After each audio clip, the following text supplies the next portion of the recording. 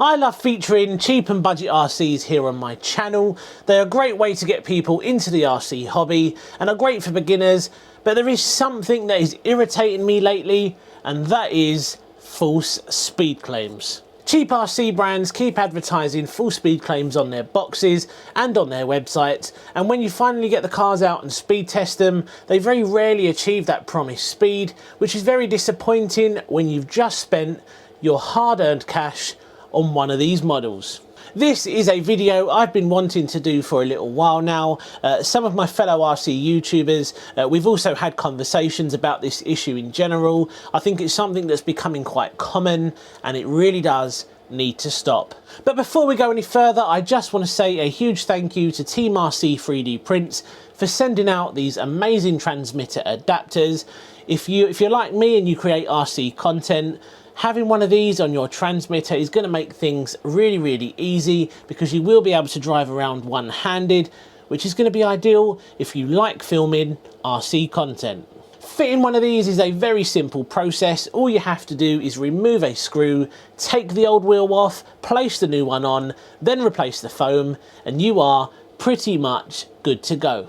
If you're interested in making your life easier, then head over to the Team RC 3D Prints YouTube channel. Make sure you subscribe to their channel. I'll also leave some contact details in the description below. Be sure to check those guys out. These things are really handy, and they'll definitely make your life a lot easier. Back to the false speed claims then. So why are they doing it? Well, I think it's all to do with sales. If a company says a product is better than it actually is, and in this case saying that an RC car will go a lot faster than it actually can, will draw in more attention, especially if what's being offered is for an insanely cheap price. But it is in fact false advertising, and far too many people are falling for the false claims when looking for their new RC cars. People want to get the most for their money, which is perfectly understandable, but I think the way they see it is if they post the true speed on their website or on Banggood or AliExpress, anywhere where you may get your cheap RC cars from, seeing the true speed may make a buyer less willing to buy that product. I'm sure we can all appreciate honesty, and we will always favour the truth over lies. So this is quite a big and bold statement that I'm making here. I'm essentially calling a lot of these companies liars, so we need to see some evidence to back this up. I will prove my point, and I'll show you exactly what I'm talking about. Now, I'm not targeting any company in particular here, but some do make these false claims more than others. We will use 3 RC cars from 3 different cheap RC companies. We're going to use the Flyhal FC610, which I did review recently. Now that thing has a claim speed of 46 kilometers per hour or 28.5 miles per hour. We'll use the DeeRC 9300, which has a claim speed of 40 kilometers per hour or 24.8 miles per hour. And finally, the WLTOYS 144002, which has a claim speed of 50 kilometers per hour or 31 miles per hour. So let's start with the Flyhal then. Let's take a look at the full speed test. Right, let's do it. Let's find out if this thing will hit 28 miles per hour.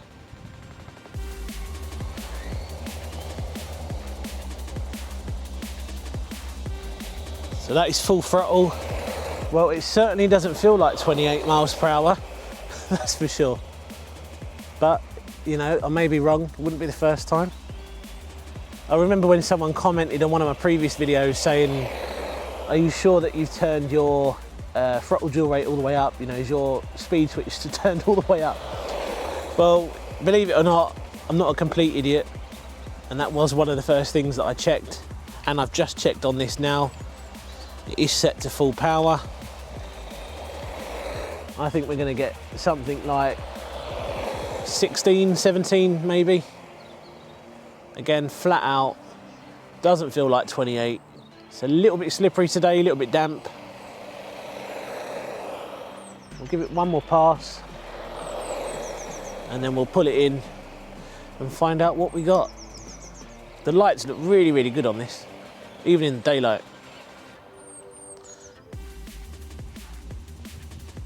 So we got 17. So as you see, it only achieved 17 miles per hour, which is nowhere near the 28.5 miles per hour that they promised on the website. Moving on to the DeeRC 9300, this is a cheap Amazon special.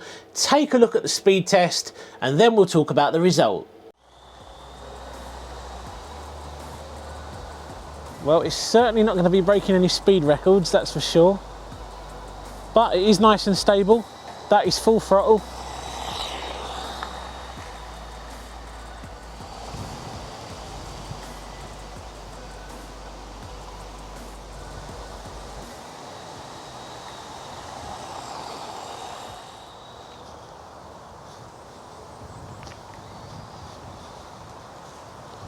Right, let's find out what we got.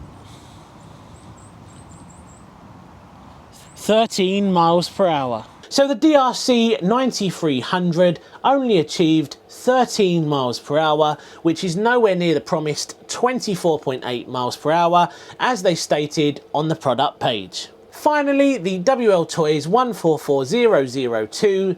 Let's check out the full speed run.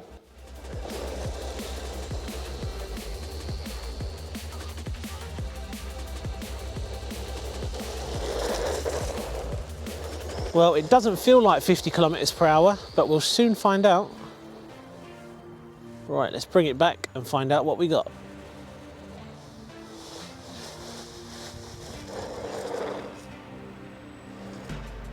Right, let's see what we got. 24 miles per hour.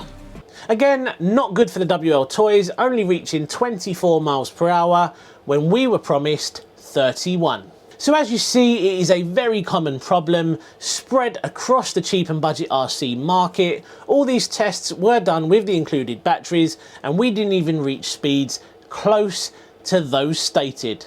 So how can you avoid this? Well, the best advice I can give is do lots and lots of research. Go online, hunt down product reviews, especially those that include speed tests, or just read the reviews on the site itself before committing to buy, as a lot of the time people will be disappointed and will leave honest reviews explaining that the product isn't quite what it seems. Just bear in mind, if it's too good to be true, it probably is. So some of you may be thinking, what about the big brands then? It's not only the cheap brands that do this. Now, usually when it comes to the bigger brands, they will include a speed pinion in the box to achieve that claimed printed speed.